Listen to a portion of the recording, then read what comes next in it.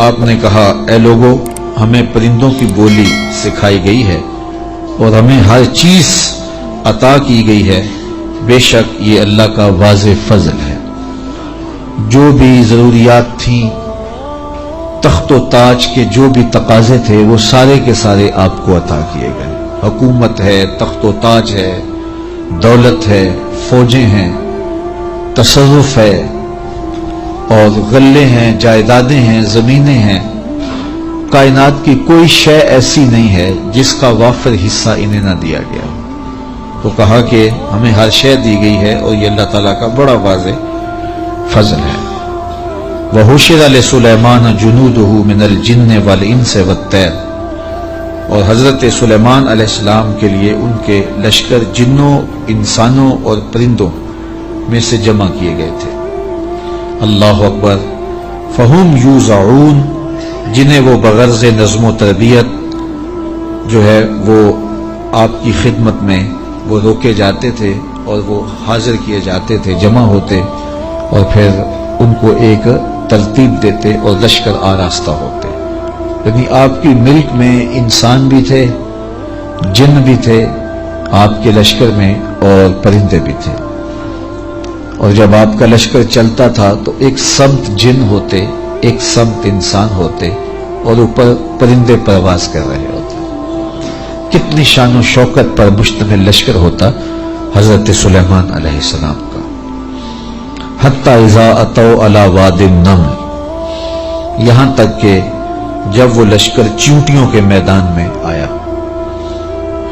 اور وہاں چیونٹیاں جمع تھیں، حضرت سلیمان اپنے پورے لشکر کے ساتھ، پوری شان و شوکت کے ساتھ جب وادی نمل میں داخل ہونے لگے، قالت نملۃ یا ایھا النمل ادخلوا مساکنکم، تو ایک چیونٹی نے کہا کہ اے چیونٹیوں اپنی رہائش گاہوں میں داخل ہو جاؤ، لا یحطمنکم سلیمان وجنودہ وہم لا یشعرون، حضرت سلیمان علیہ السلام اور ان کے لشکر تمہیں کچل نہ دیں اس حال میں کہ انہیں خبر بھی نہ ہو، التفات نہ کریں، توجہ نہ کریں، تم ننھی اور مہین مخلوق ہو اور ان کی توجہ تمہاری سمت نہ ہو اور وہ گزرتے ہوئے تمہیں راؤنڈ ڈالیں، بے خبری میں ایسا ہو جائے تو تم جلدی کرو اپنی بلوں میں داخل ہو جاؤ۔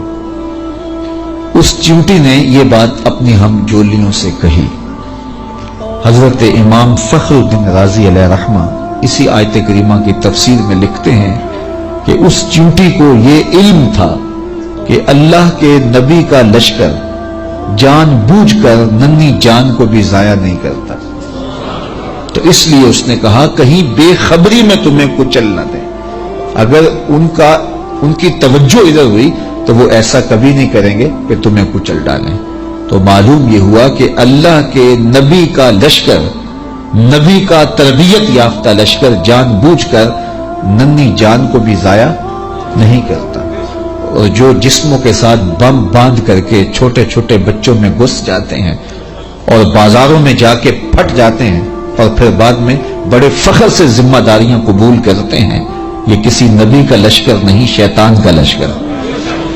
نبی کا تربیت یافتہ لشکر، قرآن بتاتا ہے، یہ چیونٹی بھی جانتی تھی کہ نبی کی تعلیم اتنی واضح ہے اور نبی امن کا پیغمبر بھی ہوتا ہے، اس لیے کبھی ایسا نہیں ہو سکتا کہ نبی کا تربیت یافتہ لشکر ہو اور جان بوجھ کر کے ننھی جان کو بھی ضائع کرے۔ رسول کریم صلی اللہ علیہ وآلہ وسلم جب کوئی لشکر روانہ کرتے تو اسے حکم دیتے کہ بوڑھوں کو قتل نہیں کرو گے، بچوں کو قتل نہیں کرو گے، عورتوں کو قتل نہیں کرو گے، ان کے مذہبی رہنماؤں کو، پادریوں کو قتل نہیں کرو گے، ان کے عبادت خانے نہیں توڑو گے، فصلیں نہیں اجاڑو گے۔ یہ کافر جو تھے ان کافروں کے بچوں کو بھی قتل کرنے سے روک دیا گیا، کافروں کے بوڑھوں کو قتل کرنے سے بھی روک دیا گیا، اور جو کفار ہیں ان کی خواتین کے قتل سے بھی منع کر دیا گیا، اور جو مسلمانوں کی نسلیں کاٹ کے رکھ دے اور اس پہ ذمہ داریاں قبول کریں، کوئی بدبخت ہوگا جو ان کی حمایت کرے گا اور ان کو اسلام کا نمائندہ قرار دے گا، وہ دشمن اسلام ہو سکتے ہیں، اسلام کے نمائندے نہیں ہو سکتے۔ تو اس چیونٹی نے کہا کہ اپنی بلوں میں داخل ہو جاؤ، کہیں نبی کا لشکر بے خبری میں تمہیں کچل نہ دے۔ حضرت امام راضی لکھتے ہیں کہ چیونٹی کو یہ علم تھا، اس علم کی وجہ سے اس چیونٹی کو قیامت تک آنے والی چیونٹیوں کا سردار بنا دیا گیا، ملکہ بنا دی گئی قیامت تک۔ اچھا، اگر آپ کی توجہ ہو تو ذات کی چیونٹی ہے، رب نے اس کے نام کی صورت اتاری ہے۔ چیونٹی کی حیثیت کیا ہوتی ہے، لیکن وہ پیار کرنے لگی نا نبی سے، اور اس کو پتا تھا کہ نبی کی تعلیمات کیا ہوتی ہیں، تو اس تعلیم کے نتیجے میں ذات کی چیونٹی ہے، لیکن رب نے اس کے نام کی صورت اتار دی۔ تو اس چیونٹی نے کہا جلدی جلدی اپنی بلوں میں داخل ہو جاؤ، اللہ کے نبی کا لشکر کہیں تمہیں کچل نہ دے اور وہ دھیان نہ کرے، بے خبری میں کہیں ایسا نہ ہو جائے۔ اگر خبر ہوگی تو پھر کبھی ایسا نہیں ہو سکتا، کیونکہ نبی کی تربیت یہ ہے، وہ تو زندگیاں بانٹنے آیا ہے، زندگیاں چھیننے تو نہیں آیا، تو یہ ایسا نہیں ہوگا۔ فَتَبَسَّمَ ضَاحِكًا مِّن قَوْلِهَا، تو حضرت سلیمان پیغمبر نے جب چیونٹی کی اس بات کو سنا تو مسکرا پڑے۔ 3 میل دور تھے حضرت سلیمان علیہ السلام، اتنی دور سے چیونٹی نے کہا کہ جلدی جلدی بلوں میں چلی جاؤ، اللہ کے نبی کا لشکر کہیں بے خبری میں تمہیں کچل نہ دے۔ چیونٹی نے یہ بات کی تو حضرت سلیمان نے 3 میل دور سے سن لی اور پھر مسکرا بھی پڑے۔ اب 3 میل دور سے بات سنی جا سکتی ہے بھلا چیونٹی کی؟ یہ اس حال سے باہر جو چیونٹیاں چل رہی ہیں، کوئی شخص جو بڑا ہی جو ہے وہ باریک سماعتیں رکھتا ہو، کیا وہ یہاں بیٹھ کر کے چیونٹی کی بات جو باہر ہے اس کو سن سکتا ہے؟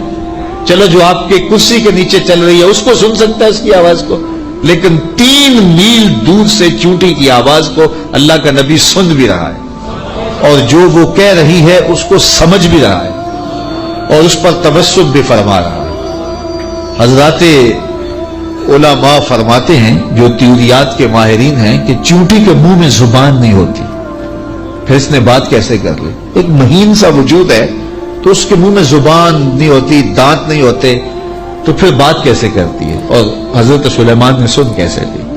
تو کہا چیونٹی کے منہ کے قریب 2 باریک سے بال ہوتے ہیں، مہین سے 2 ریشے ہوتے ہیں، جب اس نے بات کرنی ہوتی ہے تو ان بالوں کو قریب کر کے رگڑتی ہے، اس رگڑنے سے جو آواز پیدا ہوتی ہے اس سے وہ اپنی ہمجولی کو کوئی میسج دے رہی ہوتی ہے۔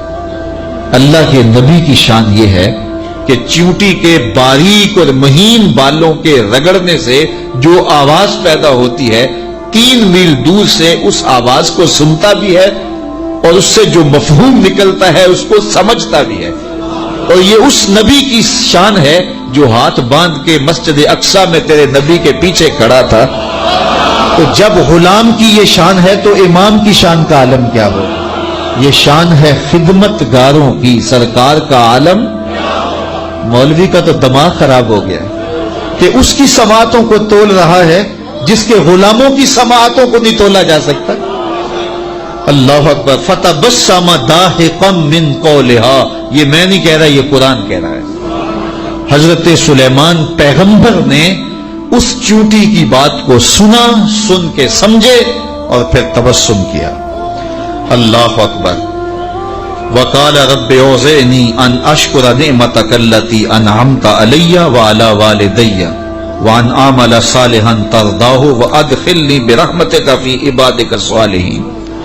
اور اللہ کی بارگاہ میں عرض کی حضرت سلیمان علیہ السلام نے کہ اے میرے پروردگار، مجھے اپنی توفیق سے اس بات پر قائم رکھ کہ میں تیری اس نعمت کا شکر بجا لاتا رہوں جو تو نے میرے اوپر کی اور میرے والدین کے اوپر کی۔ جو نعمتیں بندے کے اوپر ہوتی ہیں اس کا بھی شکریہ ادا کرنا چاہیے، اور جو صالح اولاد ہوتی ہے، جو ماں باپ پر نعمتیں عطا ہوئی ہوتی ہیں، ان کا بھی شکریہ ادا کرنا، کیونکہ ماں باپ کی نعمتیں اولاد تک بھی پہنچتی